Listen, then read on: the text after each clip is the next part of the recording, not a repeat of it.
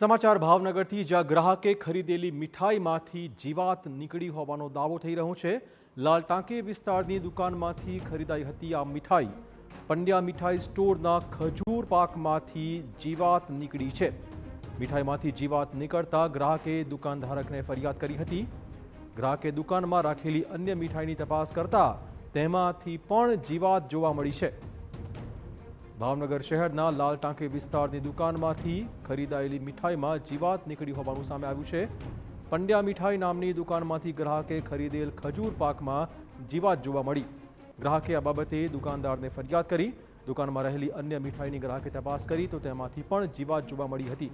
કોર્પોરેશનના આરોગ્ય વિભાગની બેદરકારીના કારણે આરોગ્યને નુકસાન પહોંચે તેવી મીઠાઈનું ખુલ્લેઆમ જાણે વેચાણ થઈ રહ્યું છે। ત્યારે હવે આરોગ્ય વિભાગ ઘોર નિદ્રામાંથી જાગીને કાર્યવાહી કરે તે અત્યંત જરૂરી છે।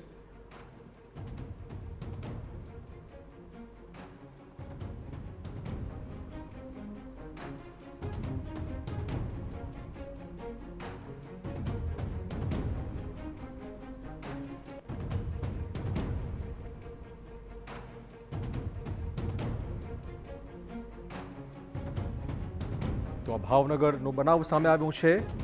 પંડ્યા મીઠાઈ નામની દુકાન જેમાંથી ખજૂર પાકની ખરીદી કરાઈ। જો કે આ ખજૂર પાકમાંથી ઈયળ જોવા મળી હોવાનો ગ્રાહક દાવો કરી રહ્યો છે। ત્યાર પછી તેણે દુકાનમાં રખાયેલી અન્ય મીઠાઈની પણ તપાસ કરી તો અન્ય મીઠાઈમાં પણ જીવાત જોવા મળી હતી। આ બે દ્રશ્યો આપણા ટીવી સ્ક્રીન પર બતાવી રહ્યા છીએ। એક બનાવ રાજકોટથી જ્યાં બકલાવા નામની મીઠાઈમાંથી પણ જીવાત નીકળી હતી। બીજી બાજુ ભાવનગરનો બનાવ કે જ્યાં પણ ખજૂર પાકમાંથી જીવાત નીકળી હોવાના દ્રશ્યો જોઈ શકો છો। તો રાજકોટ અને ભાવનગર આ બંને શહેરમાં ગઈકાલે રાજકોટમાં આ બનાવ સામે આવ્યો હતો। આજે ભાવનગરથી ખાદ્ય પદાર્થમાંથી જીવાતનો બનાવ સામે આવ્યો છે। આથી ખોરાકની ગુણવત્તા સામે અનેક મોટા સવાલો। આરોગ્ય વિભાગ શું કરી રહ્યું છે તે મુદ્દે પણ ચોક્કસ મોટા સવાલો।